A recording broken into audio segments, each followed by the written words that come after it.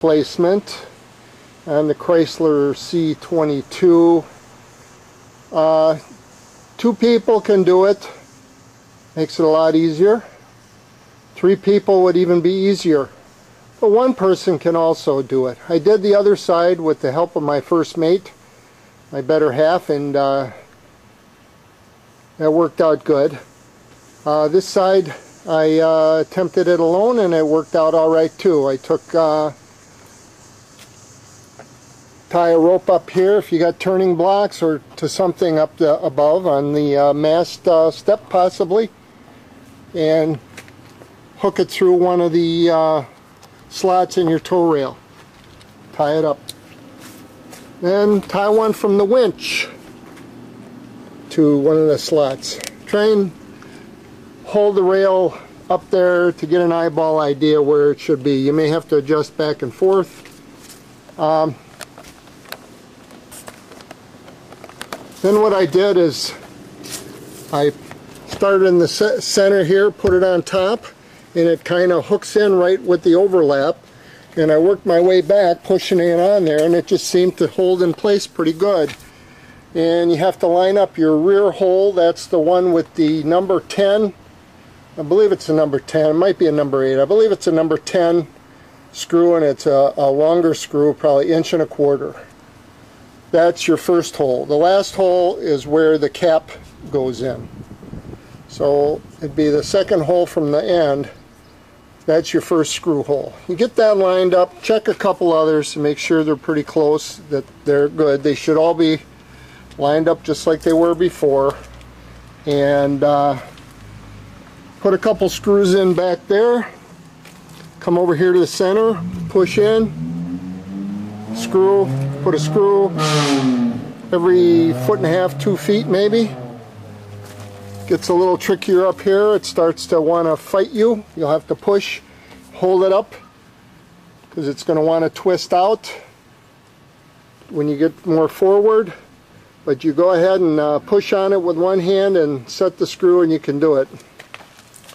Here's something nice to use. DeWalt 7.2 volt battery screwdriver. Adjust the clutch down low enough so it slips, so you don't strip out the screws. Some screws are going to strip because they might have been stripped originally, or they're going to strip for who knows why. I've only had a couple do it, and I upsized to a number 10 stainless in their place. And this makes the job much easier. Once you get them all in, then you should go over it with a hand screwdriver and tighten them all down all the way, because this thing will have to kind of like reset after you get it all in. You'll notice the screws are going to take another turn or half turn or whatever, some not at all. Go over them all. Next we'll be showing how to put the rubber rail back in. Alright, we're going to do the rubber rail install. After various tries, show you the way I found that worked for me.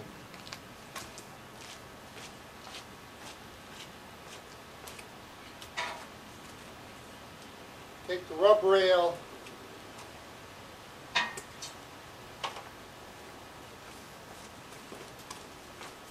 large rubber mallet. Didn't weigh it. It's about a pound. At each end, a screw from the cap that covers your rubber rails and tow rail, the aluminum cap. Take your long screw,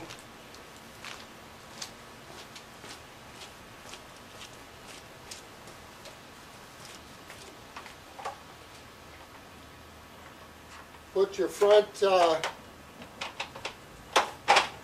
end in, or the rear end, either way. Line up that hole.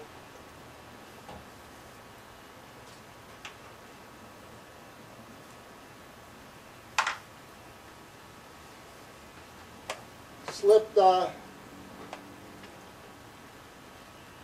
edge of the rub rail into the track bottom edge.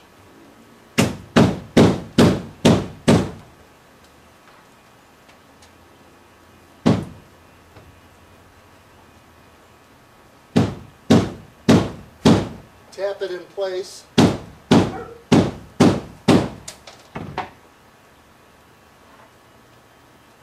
Temporarily put the screw in through the hole.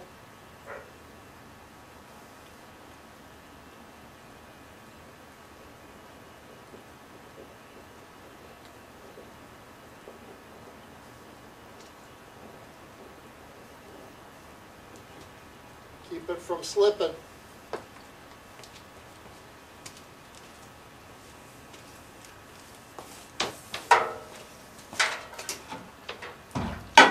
These things shrink.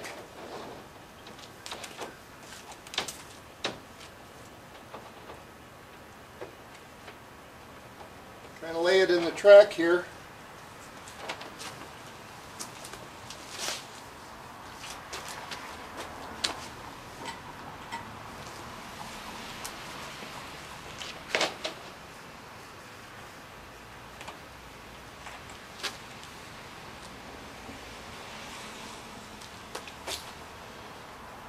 Put the screw through the back hole.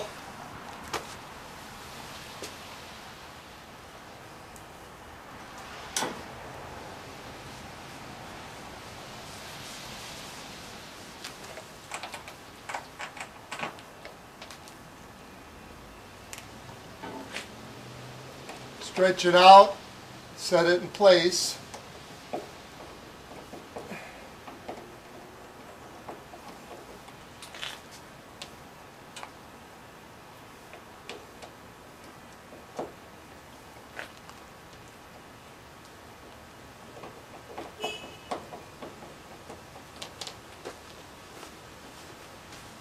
Now you can work your way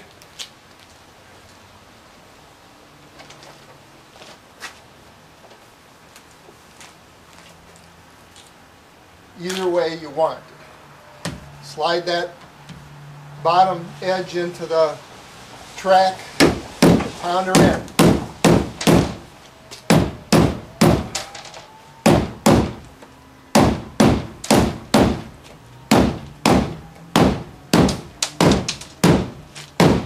What I used on this, I cleaned it up with some product called Super Clean. It's just a concentrated general purpose cleaner for cleaning trailers and cars and everything else. Mix that up, clean these up real good, soaked them, cleaned them, brushed them clean, rinsed them off, dried them out. Then when I went to reinstall, I have a product called Aerospace Protectant 303 that I used on a convertible top when I used to have an MG, and they're good. It's good for tonneau covers or any kind of rubber vinyl product. Seems to really do a good job. They call it SPF 40 for rubber, sun protection factor for rubber, and you can use Armor All or any type of product, or the black chrome rubber something or other, and cleans it up. Makes that black look nice and makes the rubber rail look pretty darn good. Not bad for as old as it is. Looks pretty good. Just work your way back and pound it in.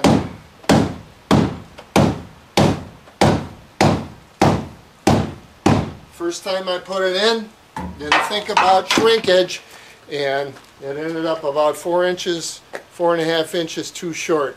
So pulled it back out and did it over. And that's about all there is to it.